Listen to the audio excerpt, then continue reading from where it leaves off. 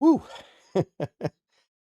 uh, I've thought about making this video for many years now. Ever since I started on YouTube, I wondered what it would be like to make a video like this. Obviously, I wasn't doing it back when we won 12 years ago, so I never.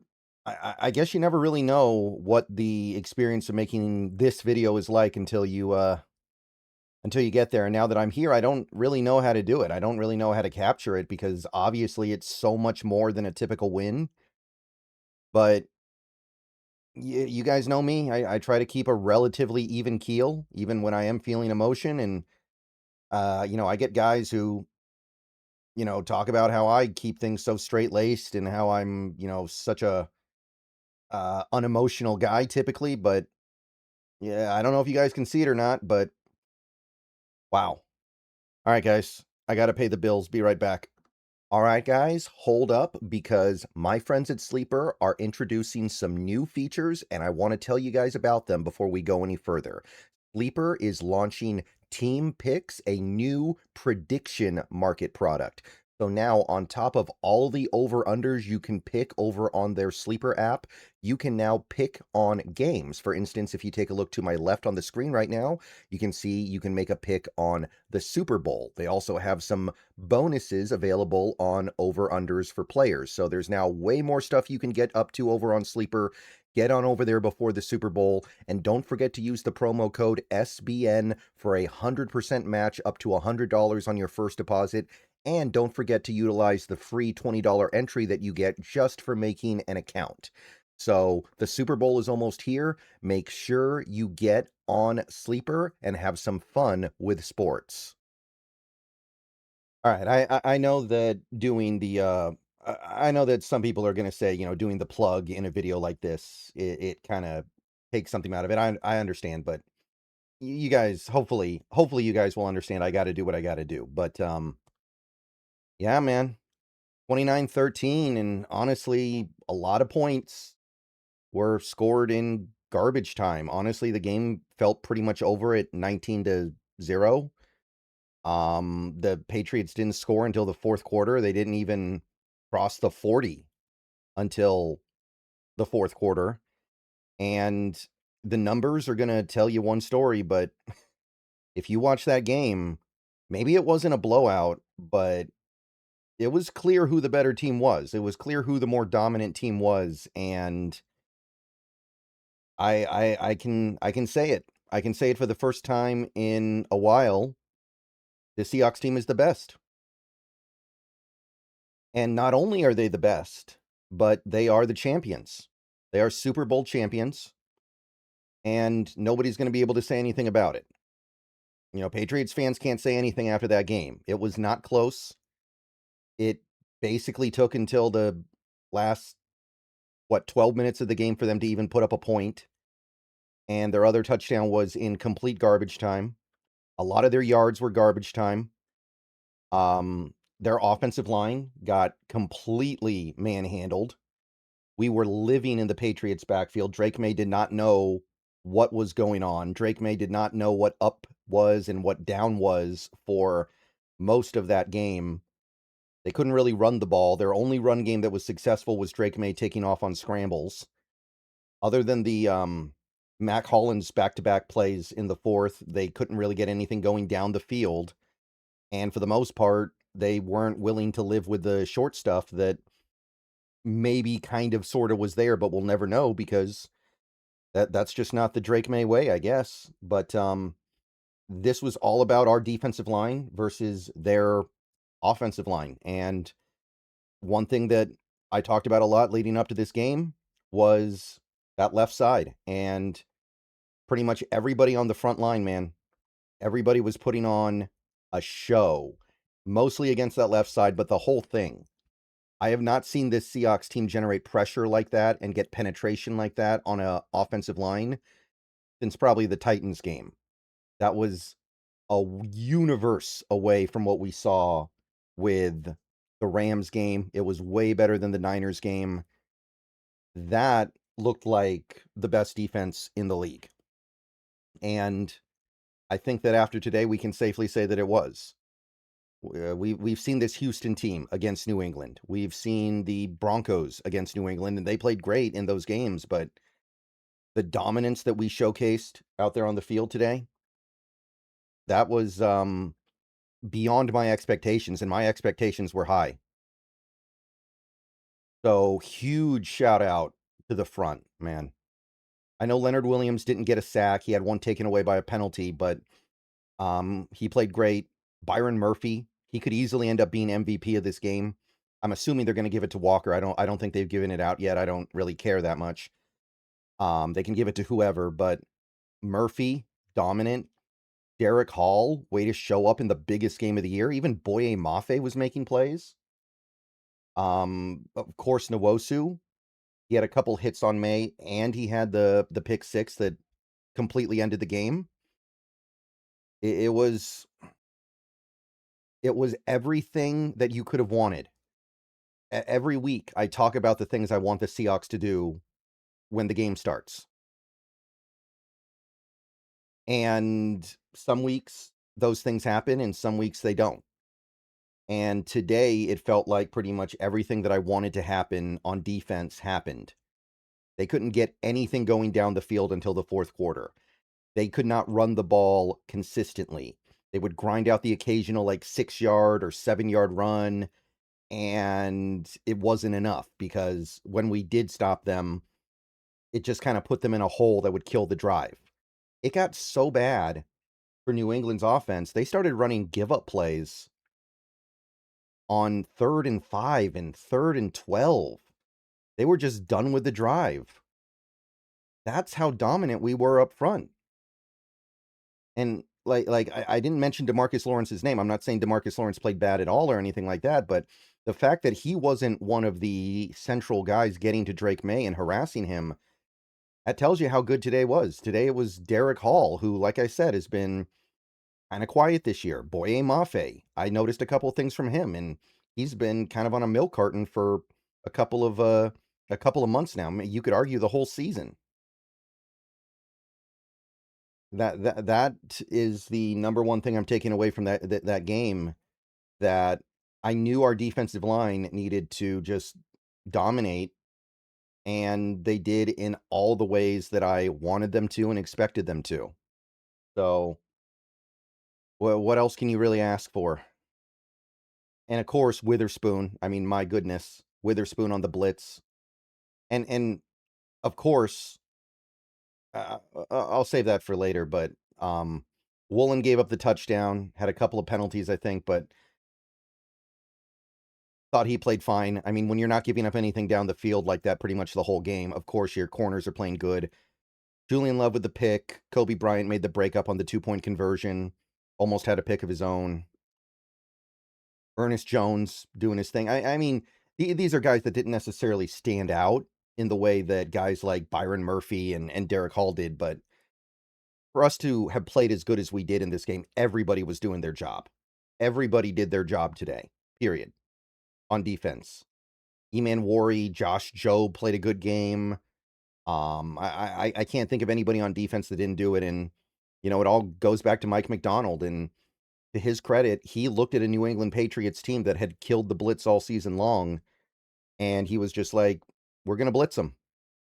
We're going to blitz them, and we're going to win that way. And we blitzed a lot, especially early in that game, and every blitz seemed like it worked. So he dialed up a game plan that most people, myself included, probably would not have necessarily thought was the right one. And it was dominant, man. New England could not move the ball until the game was basically over. I want to stress that here. I know that people are going to look at the numbers tomorrow and say, oh, New England had over 300 yards, but when that game was actually like competitive, when that game was actually within reasonable reach for New England, they couldn't do anything. It was like pulling teeth to get a first down. And the thing is, and believe me, we're still going to have a lot of conversations about Max Crosby this offseason, but in this game, the Seahawks strategy of having a bunch of different edge rushers who can get to the quarterback really paid off. because you could rotate guys, you could sub guys in and out, and it didn't matter. Everybody could get home. And some of that's because New England's offensive line is no good, but we have a quartet of guys who can do it, and New England never got a break. So that paid off, and I mean, I don't really know where else to go with this one, guys. Defensively, it was beautiful. It was a masterclass. Now, the offense, obviously, okay, Ken Walker, amazing game. One of the best games he's played. Should have had 200 yards. They called a stupid holding call on Sundell that takes away his cherry on top touchdown, whatever. But still a great game by him. He had to work so hard to get those yards. He is such a unique talent, and I think this team is probably in a situation where they have to keep him no matter what. But after a game like today, thinking about what he means to this team and what he can do if you keep him in the right offense, you got to bring that guy back for 2026, man. You got to bring that guy back. It's going to cost more than we initially thought, but you know what? What's the worst that can happen, right? It's not going to be some salary cap breaking contract. It's not. So Walker was great. Cooper Kupp, he was good. Cooper Kupp did his thing. AJ Barner was nice. It wasn't the demonstrative game from Sam Darnold that I wanted and that I hoped for, and that I think that a lot of people were, I don't know about expecting, but probably thinking that we needed to kind of have in order to win. You know, I can admit that. I don't think there's anything wrong with admitting it. Sam Darnold was off with his throws today. I got nothing bad to say about his pocket presence. I mean, my goodness, that was the best pocket maneuvering I've seen from him ever. He was a magician in the pocket all day long. He probably should have been sacked like 6 times, and he only got sacked once. That's awesome. That's great. New England, to their credit, dialed up some really good blitzes and were able to get pressure on him. And over and over and over again, Darnold escaped and was able to make, at the very least, a neutral play, but oftentimes positive play. But he struggled to hit his throws. He did. I can admit that. I don't think there's anything wrong with that. But you know what? We have a team that can win by 16 points, and one of those touchdowns by New England being in garbage time in the Super Bowl without the quarterback playing all that good. And that's more valuable than having the great quarterback, right? I think we'd all rather have the team that wins the Super Bowl if with the alternative being the quarterback that puts up flashy numbers. So I'm down with it. I still mess with Sam. That's still a guy that I am cool with until something changes. And it wasn't necessarily his day. He missed throws. He did. He missed a couple of big shots to JSN and Shaheed down the field. He missed some easy throws to Kupp that would have converted first downs. He put the ball in harm's way a couple of times. To New England's credit, they were coming down really, really hard on those routes. I kept waiting for the double move, big strike touchdown that just never came. The way New England was playing, we absolutely could have hit something over the top, and it just never happened. Kind of happened with AJ Barner, I guess, but the way New England was playing, you were going to have to fit it into some tight windows, and Darnold did make some of those tight window throws.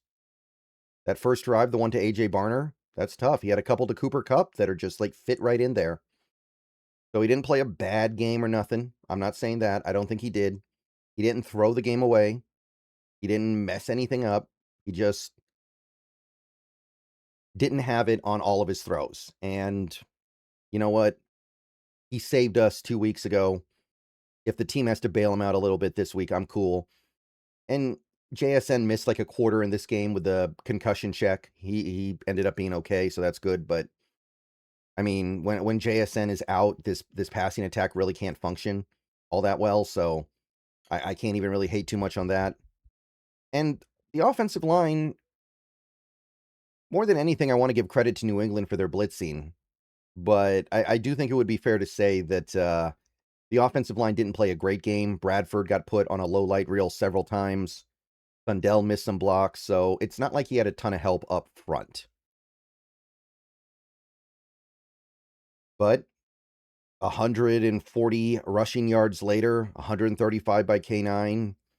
I mean, they got the run blocking done when we needed it, and again, it was one of those things where I wanted the Seahawks to do a certain thing, and I believed if they did that thing, things were going to work out for them. And they did. They spammed those outside zone runs. They put K9 in space, and when we did that, he did some incredible stuff. I don't think Kubiak called his best game. I don't, but that element of the game plan was spot on, and Walker made him pay. And you know what? In a game like this, field goals are fine. I got no problem kicking a bunch of field goals. I know it got tiring. I know that people want touchdowns, and you should want touchdowns, but shout out to Jason Meyer. Shout out to Michael Dixon. He had an incredible game as well. Wow. Just, you get a pretty mediocre day from Darnold. You get very little from JSN, and you win by 16 points. Again, really, you won by more than that. Game feels over early in the fourth quarter, 19-0. It tells you that it's a special team, and big picture, the vision by John Schneider, man. This team, what they did in the offseason, which I was not totally on board with. I didn't know. I didn't know if this was going to work or not. I wasn't sure.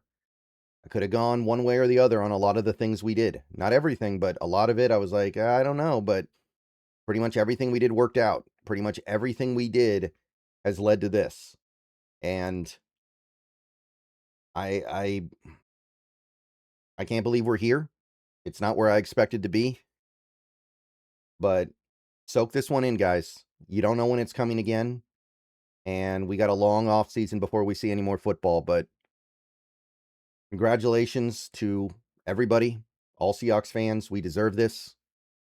We deserve to watch our team dominate like this. We beat the other best team in the league 2 weeks ago. This game, all you had to do was go take care of your business and you would be fine. And we did, and we were more than fine. So we'll see what the future holds, but don't forget to appreciate this. This is the second time I've seen this team win a championship. So if this is your first, I know that it probably hits a little harder for you than it does for me, but it hits hard, man. All right, go Seahawks. They got it done. They controlled the game, and they're the champs, and they're the best team. Nobody can say anything else.